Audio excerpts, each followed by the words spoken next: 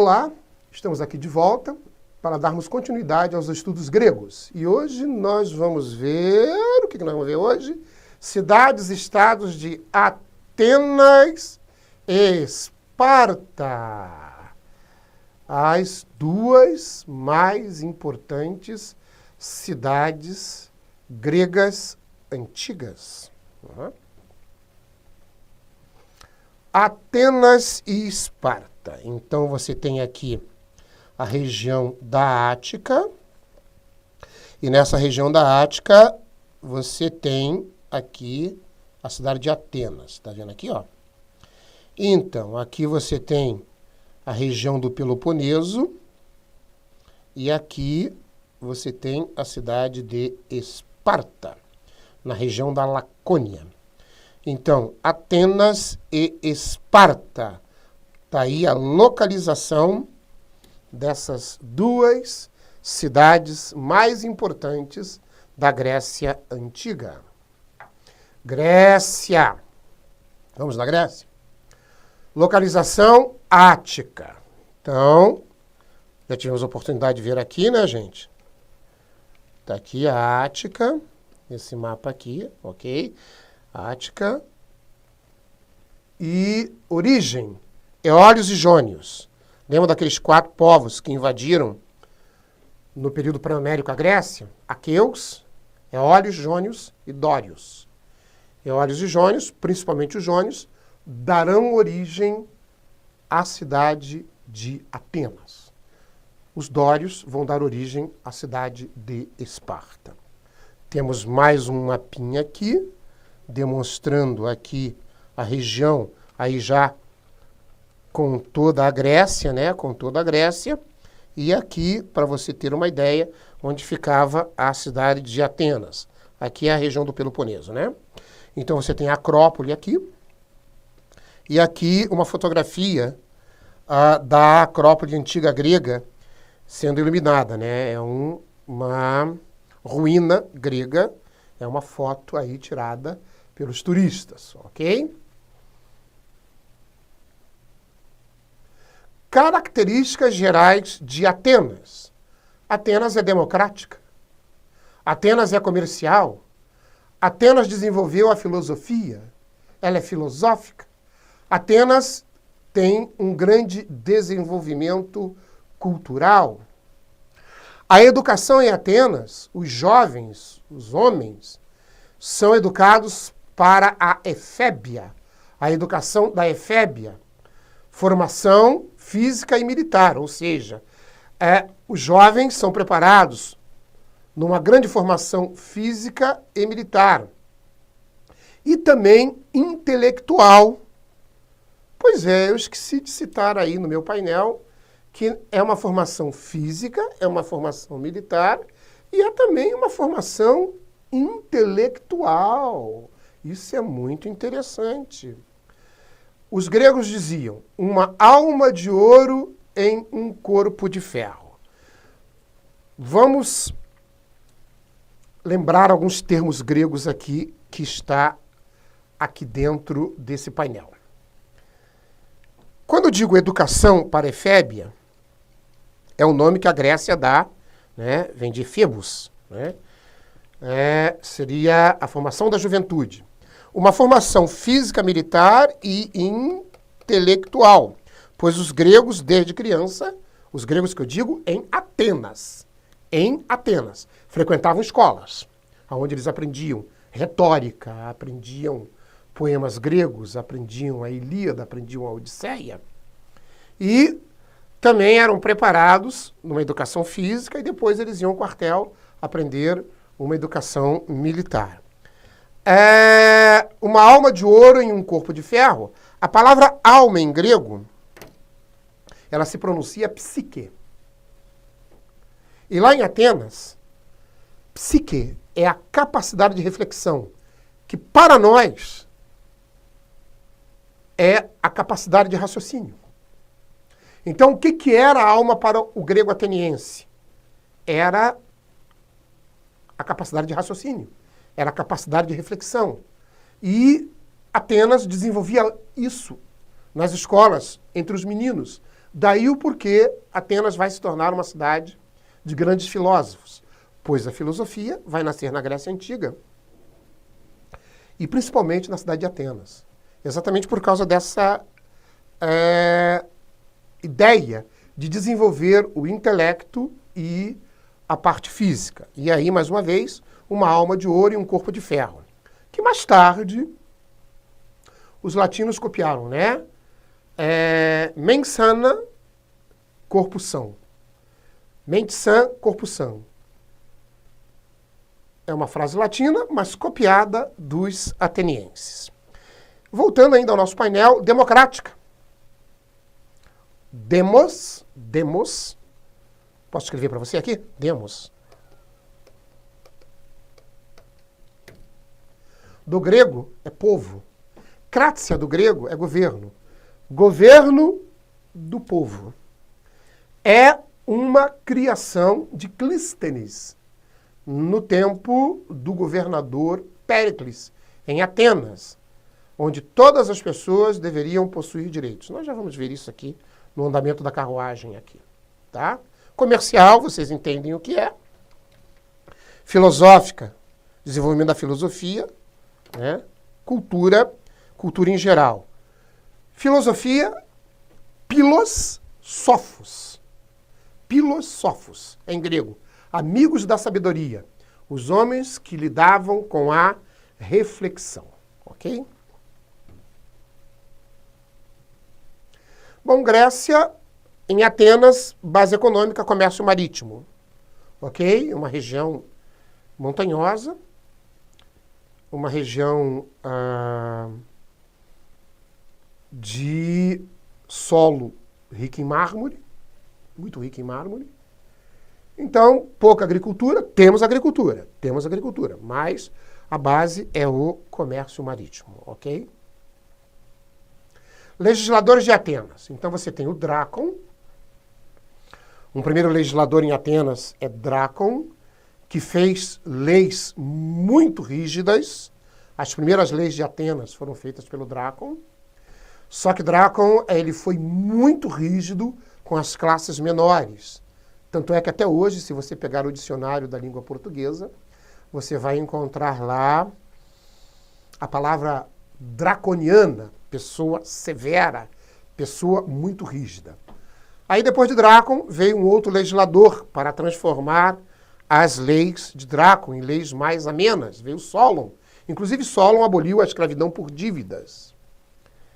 Tá? O Drácon chegou a criar isso, né? Se você devia alguma coisa para alguém, um barril de azeite, uma medida de tâmaras, enfim, algum tipo de tecido, coisas que se emprestavam na época. E você não pagava para a pessoa, você virava escravo daquela pessoa, né? Mas isso era uma lei para as classes menos favorecidas, que viravam escravos dos eupátridas, que eram os bem-nascidos, que eram os ricos, que eram os aristocratas da cidade.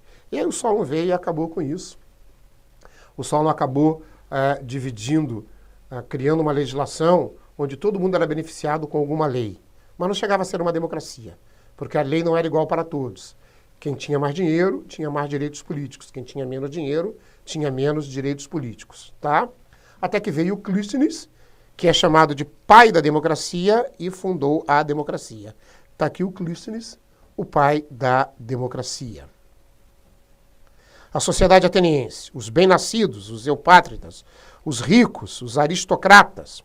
Havia também os metecos, que eram os estrangeiros. Havia os demiurgos, comerciantes e artesãos. Górgios, pequenos proprietários de terra. E escravos, por dívidas, antes de Solon, ou prisioneiros de guerra. Então, de uma certa maneira, estava bem estruturada essa sociedade, né?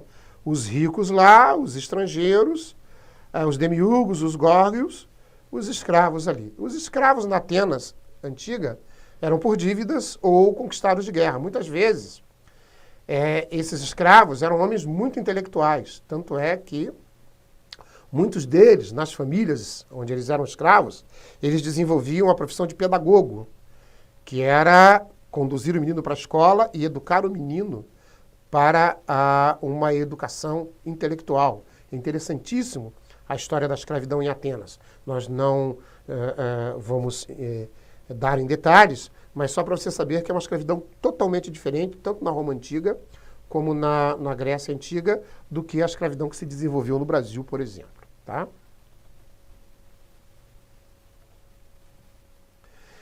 Dentro de uma evolução política de Atenas, você tem uma monarquia todos sabem, possui um único rei, não é? E esse rei era chamado de Basileus.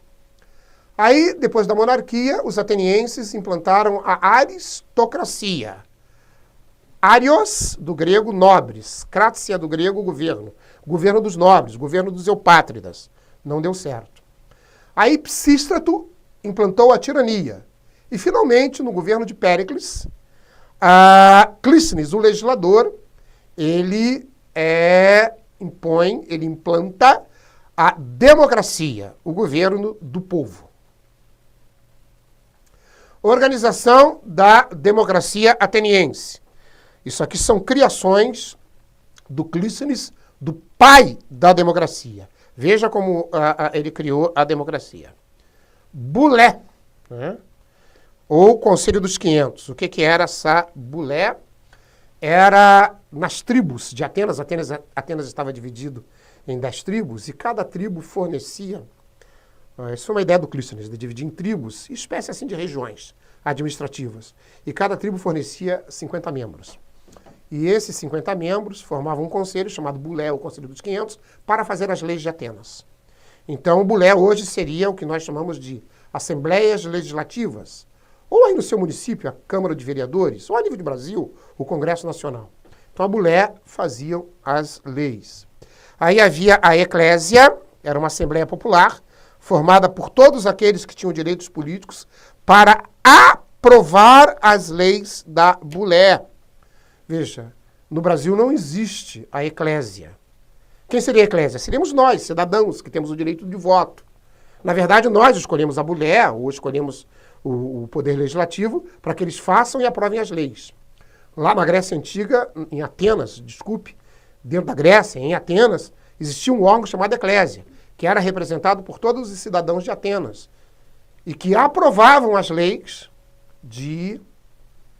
da Bulé. E ainda foi criado a Eleia, ou Tribunal de Justiça. Então tá aí, né? A Eleia, um tribunal de pequenas causas. Essa democracia ateniense, ela é direta.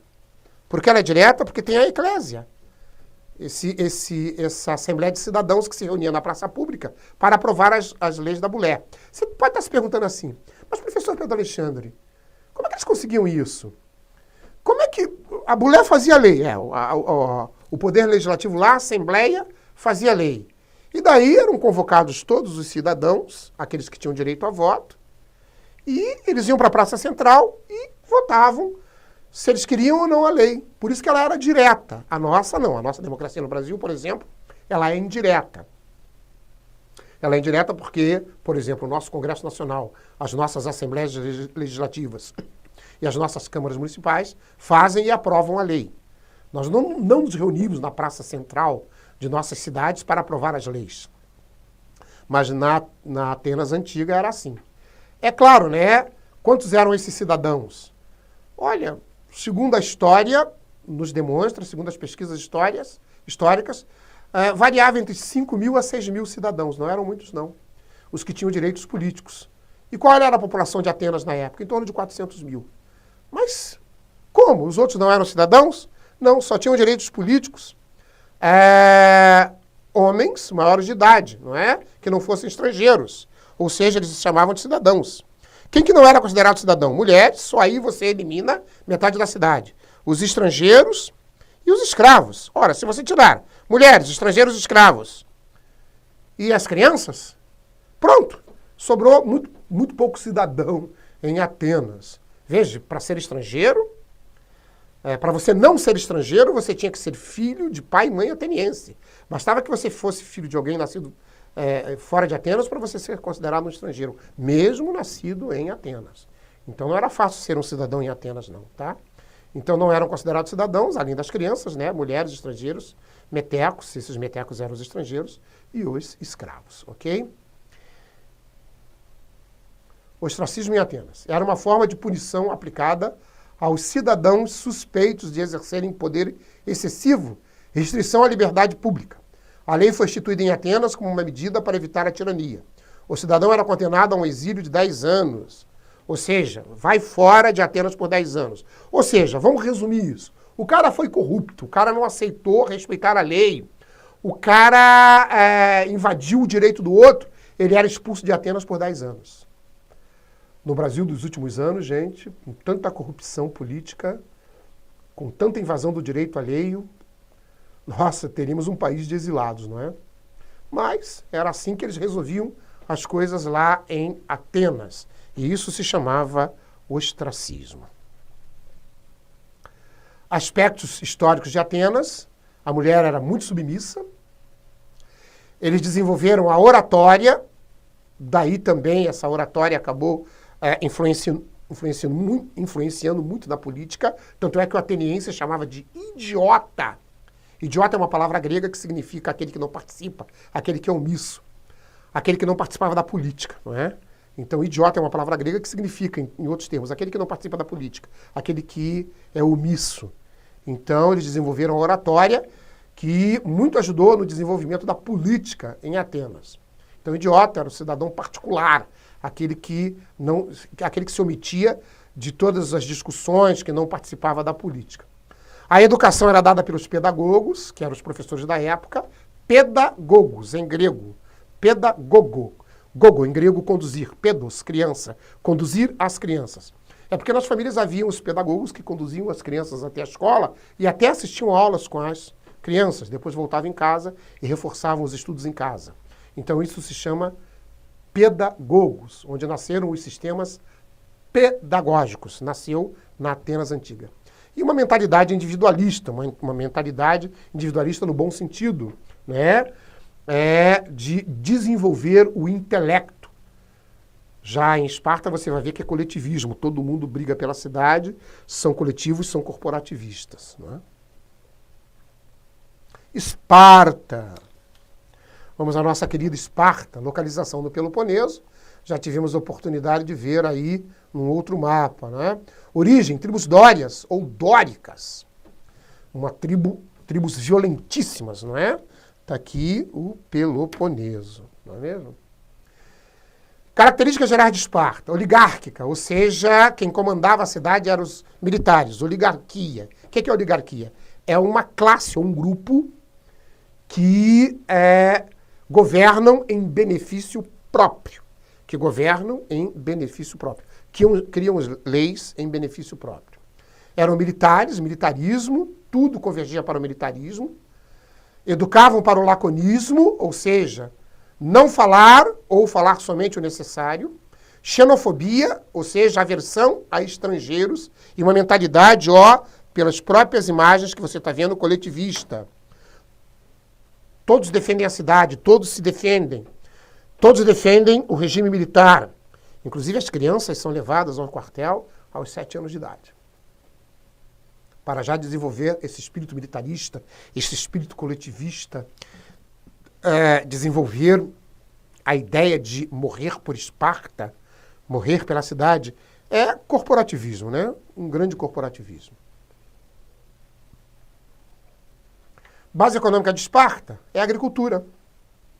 E quem fazia a agricultura? Os ilotas, porque os donos da cidade, os que comandavam a cidade, os militares, se dedicavam somente ao militarismo. Então, cada um deles tinha um grupo de escravos, que se chamavam ilotas, que cuidavam de uma terra para si, para eles, né, para a produção agrícola, para cuidar dos seus animais.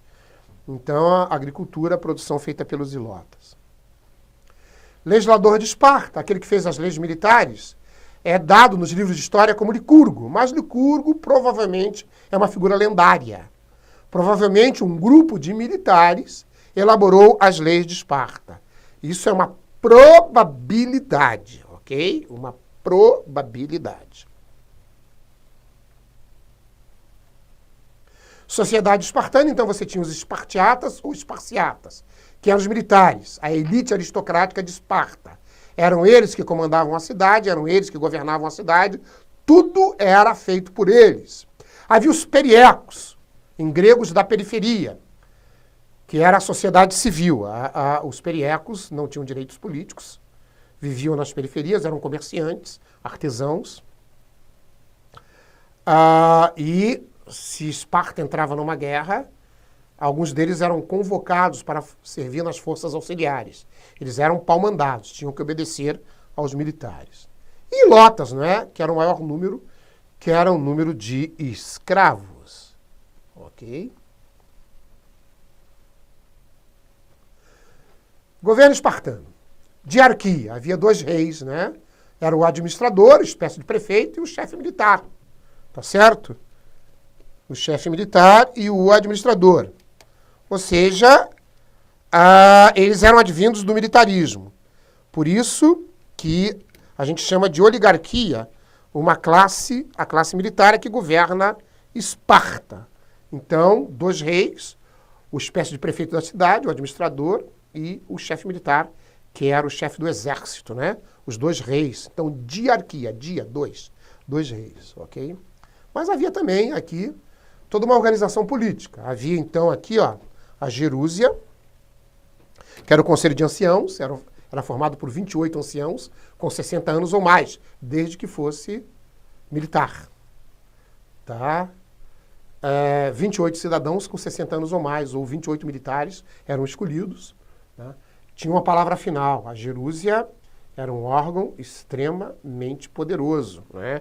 Tinha uma palavra final. A Ápela, a Assembleia de Militar, tá? Decidiam sobre várias coisas com o referendo da Gerúsia. Esses militares podiam pertencer a essa Assembleia se tivessem 30 anos ou mais. Decidiam sobre guerra, paz, enfim, faziam as leis de Esparta, tudo claro com a aprovação da Gerúsia, né? E havia o Eforato, fiscalização dos reis e da justiça. Eram geralmente 5 militares com 30 anos, escolhidos pela Ápela, que faziam aí o papel de juízes e faziam fiscalização dos reis. Tinha tudo isso lá em Esparta, né? Olha que coisa interessante. Então era realmente uma grande oligarquia. Para você ser da Gerúsia, você tinha que ser militar. Para você ser da Ápila, você tinha que ser militar. Para você ser um éforo, você tinha que ser militar. Consequentemente, o que você tem aí? Você tem uma oligarquia, né? Uma enorme de uma oligarquia, ou seja, um grupo de militares, ou um grupo, uma classe, que governa em benefício próprio. Muito bem. Educação estatal. Toda educação espartana era a cargo do Estado, visando a formação de um soldado perfeito, com intenso treinamento militar e treinamento cívico. Adestramento. Esse adestramento era amar Esparta, lutar por Esparta, morrer por Esparta. Essas crianças, esses espartanos, eles entravam no quartel aos 7 anos de idade, né? Tá lá, ó.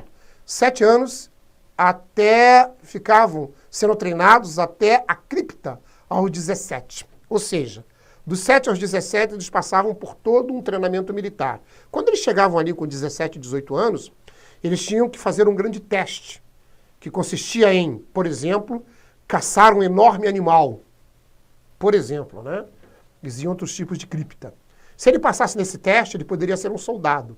E aí ele servia até 30 anos de idade. Então ele fica dos 7 aos 17 sendo treinado, e dos 17 aos 30 ele fica no quartel servindo como militar.